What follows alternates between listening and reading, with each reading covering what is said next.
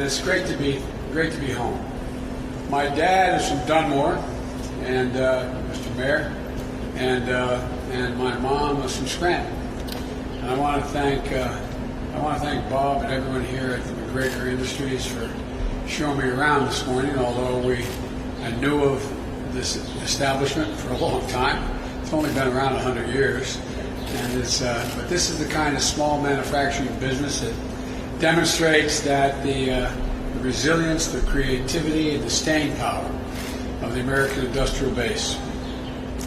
You know, I'm not telling you anything new, but we're living through a time unlike any other in American history.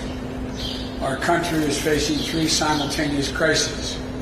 A pandemic that's infected over 3 million Americans and cost thus far over 130,000 lives. Bobby, 3 times a week I'm on the phone with the national folks, the docs who were head of CDC and other places before. The expectation is that they may get as high as 200,000 before it's over. And it shows no sign of slowing down. We have an economic crisis that's left almost 18 million Americans out of work, with some of the greatest pain inflicted on small businesses and communities of color. A national reckoning on the issue of racial injustice that's long plagued the United States of America, long plagued our country, has come on top of a widening economic inequity and a mounting climate crisis.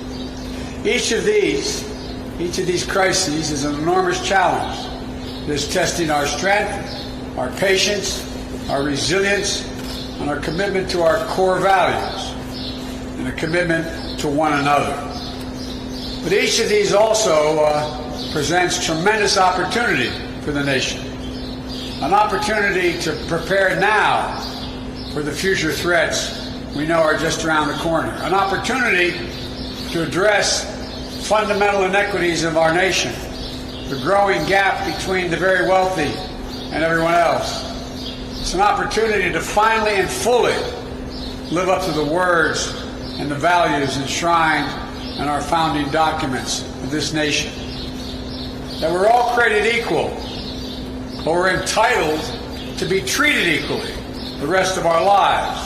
Not just created equal, but be treated equally. We all know the stakes couldn't be higher. That's why it's no time for the divisive politics we're hearing more about today. Donald Trump may believe that pitting Americans against Americans will benefit him. I don't. We have a health crisis, an economic crisis, a racial justice crisis, a climate crisis. We need to come together to solve these crises, to solve them as Americans. This is our moment to imagine and to build a new American economy for our families and for our communities.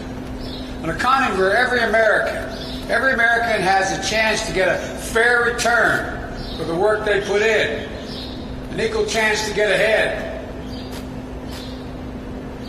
My grandpa, when I lived with him down in Greenridge, used to talk about everybody, Joey, deserves a shot. Just a shot. Everybody. An economy that is more powerful we can build precisely because everyone will be cut in on the deal this time as we rebuild the middle class. This time bringing everyone along. Everybody. An economy that says investing in the American people and working families is more important than the nearly $2 trillion in tax breaks predominantly handed out to the super wealthy. Donald Trump loves to talk and talk and talk. But after 3.5 years of big promises, what did the American people have to show for all the talk? He promised a health care plan, but never even offered his own bill as he continues to try to wipe out Obamacare in the middle of a pandemic. Instead, he's fought repeatedly to take health care away from tens of millions of people who didn't have it before, and over 100 million people who are covered because they had pre-existing conditions now that they couldn't have gotten coverage for before. You promised an infrastructure plan to deliver on jobs and opportunities. We're rated as having the 23rd, ranked 23rd in the world in terms of our transportation infrastructure. What happened to all of that? You promised to bring back jobs, but manufacturing was in recession even before COVID-19. You promised to buy American. Then you let federal contractors double the rate of offshoring jobs in his first 18 months. I'm going to change that. We're going to double the foreign tax, the tax on foreign profits, so we don't build abroad. And when it comes to COVID-19, after months of doing nothing other than predicting the virus would disappear, or maybe if you drank bleach, you may be okay, Trump has simply given up. He's waved the white flag. He's walked away. And his failures come with a terrible human cost and deep economic toll. Time and again, working families are paying the price for this administration's incompetence. There's no other way to say it than incompetence. Small businesses had ended up with the short end of the stick as well. Less than a third of the massive amounts of money for stimulus that the Congress has passed and the Federal Reserve has made available to the private sector, less than a third of it has gone to Main Street businesses. Big businesses, the wealthy, Trump's cronies and pals. They've been the big winners. Senator Casey can tell you they wrote in the law there had to be oversight, the Inspector General, to make sure where that money went. I'm the guy that had responsibility of handing out $84 billion in the Recovery Act in the financial recession. I met once every 2 weeks with the Inspectors General. Everything was open. What are we finding out now? That large chains and hotel chains and chains of restaurants, they divided all the restaurants up and treated them as individual restaurants. They're already making hundreds of millions of dollars. With Main Street, mom and pop businesses, they didn't get the money. The truth is, throughout this crisis, Donald Trump has been almost singularly focused on the stock market, the Dow and NASDAQ. Not you, not your families. If I am fortunate enough to be elected president, I'll be laser focused on working families. The middle-class families I came from here in Scranton, not the wealthy investor class. They don't need me, but working families do. And this may be, should be in my view, the guiding principle. We must reward work as much as we rewarded wealth. But now we just reward excessive wealth. You know, you see, growing up rich and looking down on people is a bit different than how I grew up here. Here, nobody thought and understood, nobody thought but also knew that Wall Street bankers and CEOs didn't build this country, didn't build it. You can just look around your neighborhood or your kitchen table and see who built this country. It was at my grandfather Finnegan's kitchen table in Greenridge that I learned money doesn't determine your worth. You'd say, Joey, no one in the world is more worthy than you, and everyone is equally worthy. My dad used to have an expression. The people who follow me, I know they're probably tired of me saying it, but he meant it, and I never understood it as well as I have the last 15 years. He said, Joey, a job's about a lot more than a paycheck. It's about your dignity. It's about respect. It's about your place in your community. It's about being able to look your kid in the eye and say, honey, it's going to be okay, and mean it. You know, Mr. President, over 56% of the American people think their kids will never reach the standard of living they had. Folks, we know who built this country.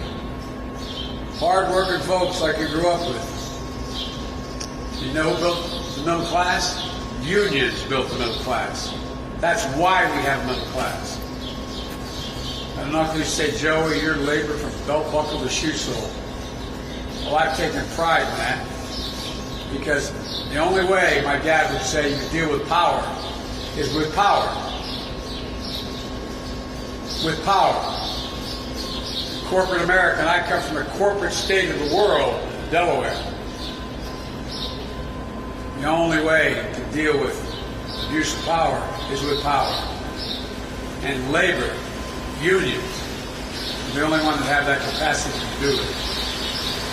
If that's raining outside, come on in, guys. I don't want anybody out there. Are you guys in the rain? Or is that not rain? I thought that was rain. It is? You guys can come on in. Don't stay out there. But look, determination, resilience, and grit. The strength to get up no matter how many times you get knocked down. Respect for hard work and for the people who do it. These are the values I grew up with and all of you have grown up with. These are the values that I'm going to take with me to the Oval Office. I'll give more help to mainstream business and entrepreneurs and ask more of corporate America. Nearly half of the jobs in America are small business jobs. And even back as early as May, some estimates found that more than 100,000 small businesses have been permanently shut down. More closed, and it's been devastating. So enough is enough. It's time to reverse the priorities in this country. It's time to help small businesses, middle-class folks manage their way through a pandemic. Let's help millions of would-be entrepreneurs get out from under their debts so they can start businesses. And it's time corporate America paid their fair share of taxes. We thought in our administration we should lower the tax in the high 30s to 28%, but lower it to 21. I'm going to raise it back up to 28. Provide hundreds of billions of dollars to invest in the growth of this country. And the days of Amazon paying nothing in federal income tax will be over.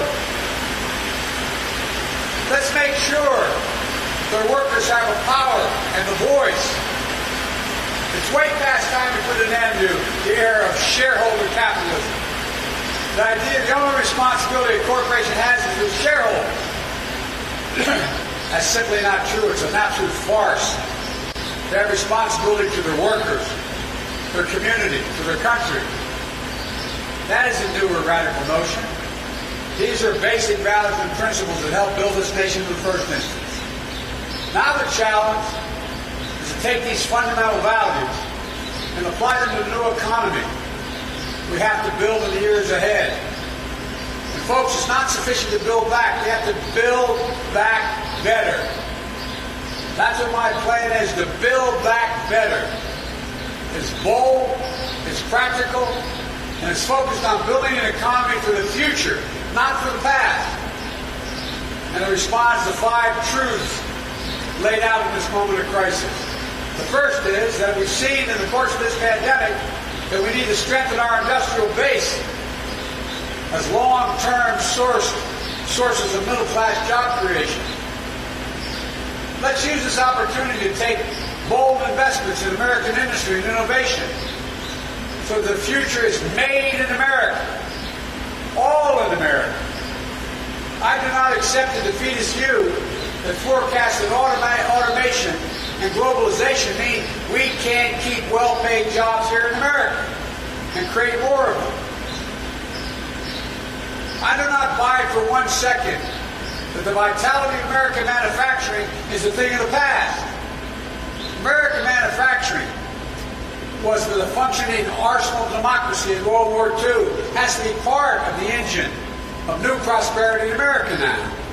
So today, I'm releasing a blueprint I think the press has, how to create millions of good-paying union jobs building products and technologies that we need now and will need in the future. And it starts with a pretty basic idea. When we spend taxpayers' money, when the federal government spends taxpayers' money, we should use it to buy American products and support American jobs. My plan would tighten the rules to make this a reality. And it goes further. During my first term alone, we'll invest $400 billion in purchasing products and materials our country needs to modernize our infrastructure, replenish our critical stockpiles, and enhance national security. That's how much the federal government will spend on buying products, the federal government. These funds will provide reliable, predictable demand for products made by American workers and supply chains like this one right here for the American industries. We'll purchase clean energy technologies, fight climate change, building materials including steel products like those produced here, stockpiles of critical goods and equipment, and advanced technologies to modernize our government and enhance our national security. To ensure the future is made in America, we need to win not just the jobs of the day, but we have to invest in what the jobs and industries of tomorrow are going to be. The Chinese are spending multiple billions of dollars trying to own the technology of the future, while we sit with our thumb in our ear. It means fighting unfair trade practices, curbing the threat of intellectual property by countries like China. America can't sit in the sidelines in a race to the future. That's why I'm proposing a dramatic research and development investment of $300 billion in my first 4 years alone to sharpen America's competitive edge in the new industries where global leadership is up for grabs, like battery technology, artificial intelligence, biotechnology, clean energy. That's the future. And this money will be used purposefully to ensure all of America is in on the deal, including communities that historically have been left out. Black, brown, and Native American entrepreneurs, cities and towns everywhere in the region and the country. All told, this will be a mobilization of R&D and procurement investment in ways not seen since the Great Depression and World War II. In addition to bringing back the jobs that have been lost this year, my plan will help create at least 5 million new, good-paying jobs, as experts have looked at it, in manufacturing and innovation, and create them right here in the United States of America. The second thing, we've seen the importance of a more resilient economy for the long term. Our president wasn't prepared for this pandemic. He ignored the detailed briefings and warning that our administration left behind. The threat of a pandemic we told him was coming. We gave all this to his administration in transition. But he shut it all down. He shut down the pandemic office we had inside the White House. He praised the Chinese government even as the virus was coming to our shores because he was so afraid that they'd walk away from his trade deal that cost us significant amounts of money as well. Let's not get caught flat-footed again. Let's get prepared to meet the challenges of the climate crisis. That means investing in infrastructure, clean energy, creating millions of good-paid union jobs in the process. Next week, I'll be laying out an updated blueprint of how we can build a modern, safe, sustainable infrastructure and the clean energy economy, and how to make sure that the communities that have suffered the most from pollution are the first to benefit from this investment. How to strengthen the union movement, how to make sure the unions are building America, just like they built the middle class. Third thing, we've seen in this pandemic the immense burden on working parents, especially women. They're carrying as if they find themselves in a position where they're working, they're attempting to work, they're attempting to take care of their children who are young. At the same time, they're aging parents who need help and are suffering from disabilities. It's been especially hard in this crisis. But let's face it, it's always hard.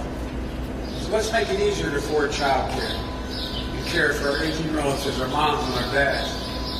Let's offer more pay and more economic dignity to millions of workers, often women of color, who are entrusted to help teach our youngest and care for our oldest at the same time. Donald Trump has no idea what it's like to be a single parent who's barely getting by and needs to find child care. He doesn't have a clue what it's like to provide for an aging parent, and that's understandable. But it's unconscionable that he doesn't even try to understand or empathize with the struggle of so many millions of people out there. Like a lot of you, and I'll bet there's a lot of you out there in the audience, including the press, you understand it personally. I understand it. I know how hard it is to be a single dad who has to work with 2 young sons at home. I know what it means to bring your aging parents into your home in the last months of their lives, care for them as well. I've done both, and I had great help. I have a really close family. And I was a U.S. Senator making $42,000 a year at the time. I've done both. It's hard. It's so much harder for millions of Americans who are trying to make ends meet. In the weeks ahead, I'll be laying out a plan to mobilize American talent and hearts to build a 21st century caregiving and education workforce. The fourth thing we've seen is millions of American workers and small businesses, business owners, put their lives on the line to keep their their country going. We need to treat these folks and their families as essential, not just in times of crisis, but all times. We call these folks the essential workers. I think the blinders have been taken off the bulk of the American people. Those who can afford to stay at home and stay in place, they look out there and they realize there's that grocery store clerk stacking the shelves. There's that nurse's aide trying to find protective gear to take care of someone that's on a ventilator. There's that truck driver. There's that mail delivery person. The essential workers. You see these ads when we clap for them as they come down the street. First responders. It's time we not only clap for them, it's time we pay them. The idea that every one of them is not worth at least a minimum of $15 an hour. Or spend time with frontline workers and then tell them they shouldn't have the right to organize, become part of a union. Organize for better pay, for paid leave, for benefits, for working conditions where we insist that they have safe and sanitary conditions to work in. Maybe it is possible for him to ignore it, but I can't and I won't. It's not enough just to praise these workers. We need to pay them. Let's finish the job of Obamacare by ensuring everyone has access to quality affordable health care. Let's lower the cost of prescription drugs and stop the surprise billing and provide public options to cover the millions of Americans who are without health care by adding it to Obamacare. Let's make sure everyone has access to good education, regardless of the zip code. Let's triple the amount of money we spend on Title I schools. Those are Title I schools. You have 18 of them. 18 of Title I schools in Scranton and Dunmore. And it means that they're very low tax bases. So they're having trouble keeping teachers. I triple the amount of money we spend on those from $15 billion a year to $45 billion. Raising the salary for the teachers in those schools up to $60,000 a year. Making sure every single solitary child, aged 3, 4, and 5, is able to go to school, not daycare, Mr. Mayor. All the data shows and studies show, whether it's at the U or it's at the University of Pennsylvania, anywhere around, that increases by over 58% the chance that that child will go all the way through and graduate without having any trouble. Imagine what a big difference it will make. I think because of this pandemic, everyone has a renewed appreciation of just how hard our teachers work, how important their job is. So let's give them the resources and the support they need, both to get through this crisis and empower the next generation of American groundbreakers. So let's pay them. These aren't somebody else's children, they're all our children. They're the children, those children are the kite strings that hold our national ambitions aloft. and our teachers are critical. Finally, we've seen with horrifying clarity the cost of systemic racism, the need for a comprehensive agenda for racial equality in our country. It isn't just about police reform. It's about dealing with the deep wound of systemic racism in this nation. So we need a dedicated agenda to close the wealth gap, expand affordable housing, invest in brown and black and AAPI, Native American entrepreneurs, make real the promise of educational opportunity. For too long, the battle for racial equality has divided America. It should be used now to unite us. Donald Trump cynically claims that he is defending Americans' heritage by embracing the Confederate flag and public monuments of generals who rebelled against and were treasonous against the United States of America. People who tried to permanently rip this nation apart. You think Donald Trump has any idea that 360,000 Pennsylvanians fought on the side of the Union to defeat the flag, that Confederate flag, including more black soldiers coming from the state of Pennsylvania than any other state in the nation? Do you think he has any clue that 33,000 Pennsylvanians died in the Civil War fighting against everything that flag stood for? I see a different America in Trump.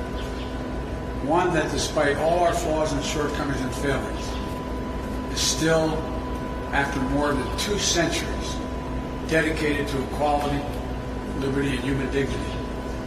The challenges we face today are among the biggest in our history. We have to come together in this country to solve them. There's no other way. I got criticized during the primaries by saying I was running for 3 reasons: restore the soul of America, number 2, to rebuild the backbone of the country, the middle class, and 3, unite America. And I was told you can't unite it. You can't unite America. We're done. I've long said America is at its best when we act as one nation, one America. That's the tragedy of Donald Trump being president today. He's exactly the wrong person to lead at this moment. He'll not bring this country together. He's determined to drive us apart, to keep his base in place. He'll not be president for all the American people, his base. He believes he's elected president only by his base. And he'll not appeal to the best instincts from the rest of us. He's determined to stroke and revive the worst moments from our past. I have no illusion how tough the road ahead is going to be for our country. But I'm an optimist for one reason above all others. I know the history and the heart of this country. And given a chance, just a chance, ordinary Americans can and have done extraordinary things. And they'll never, ever, ever let their country down, given half a chance. They won't let it down now. The only thing that can tear America apart, and I mean this sincerely, no foreign country, not the way he coddles up to, or if you need to get into this, but coddles up to Putin and others, they can't tear us apart. The only entity, the only thing that can tear America apart is America itself. Period. So we just need to remember who we are. This is the United States of America. There's not a single thing, nothing, not a single thing we've ever failed to do when we decided to do it together. That's what this is about, doing it together. We have a great opportunity to build back and build back better. God bless you all. May God protect our troops.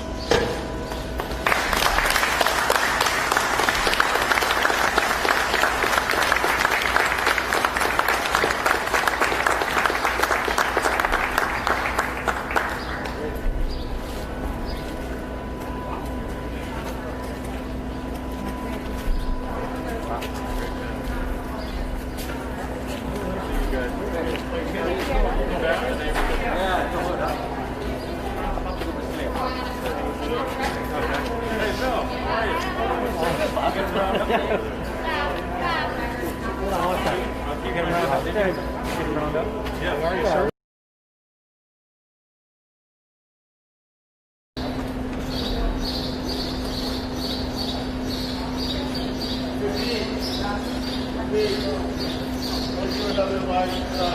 Check 1, 2. Check 1, 2. Steve, you're good? I'm good.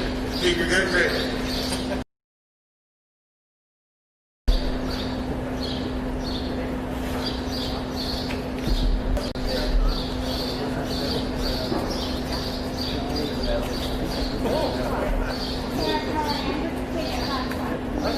Bob, this is your seat right here. It doesn't have your name on it. And Eric, your seat is. Native American. Yeah, please. We have time, don't worry, but yes, no.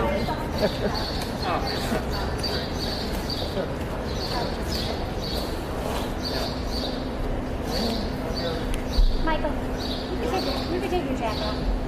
It's all right. We have 3 stops. We have to stop 3 and then Eric. Bobby was talking about it.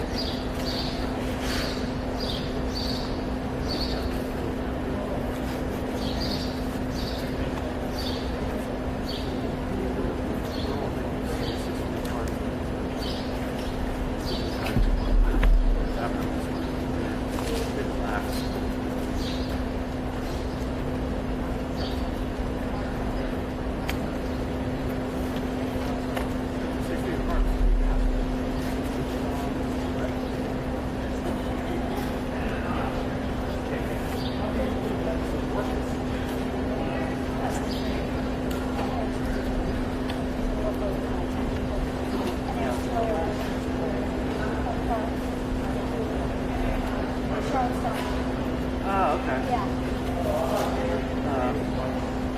Yeah, we'll move on.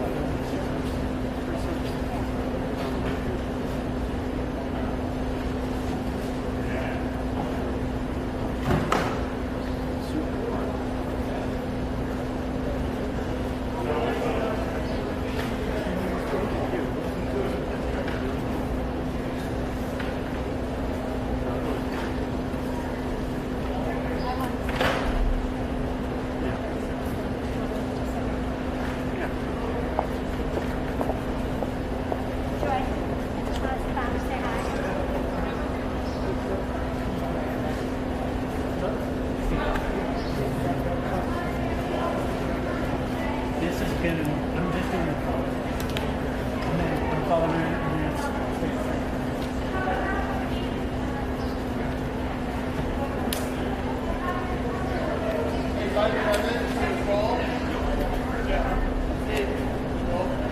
Rolling.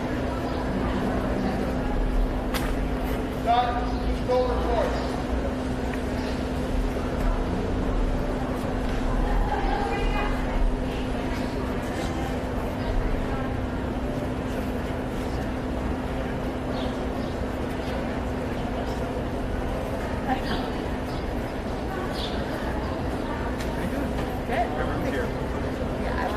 Oh, I like the outdoor guys. And then they pulled them up and down. Because you can be alone. Yeah. Essentially, it's like making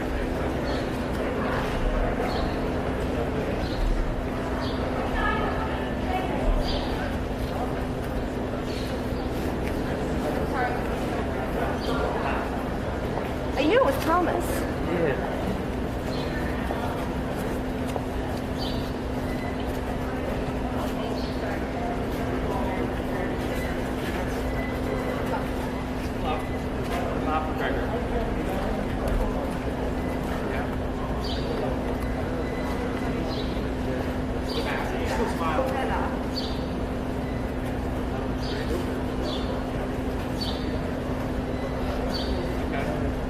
I wish we had a portable charger. Happy to have you. Glad to bring this to a big show. Yeah. Bob, you want me to take you here? Yeah. Eric, how do I get the room back? I gotta put my coat on. No, We got a match.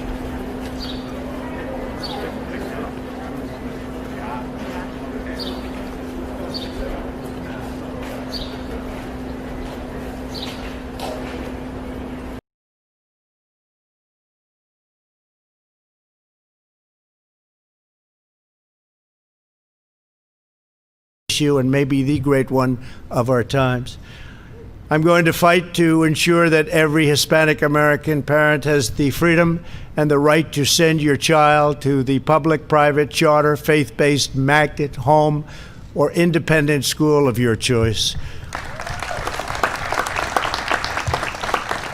And school choice is an incredible issue in many ways. It's a political issue, I agree. Most people agree with us. The smart ones definitely agree with us. But it's also a moral issue, and it really is a fundamental issue of civil rights. No American student should ever be trapped in a failing government school, which has happened so often for so many years.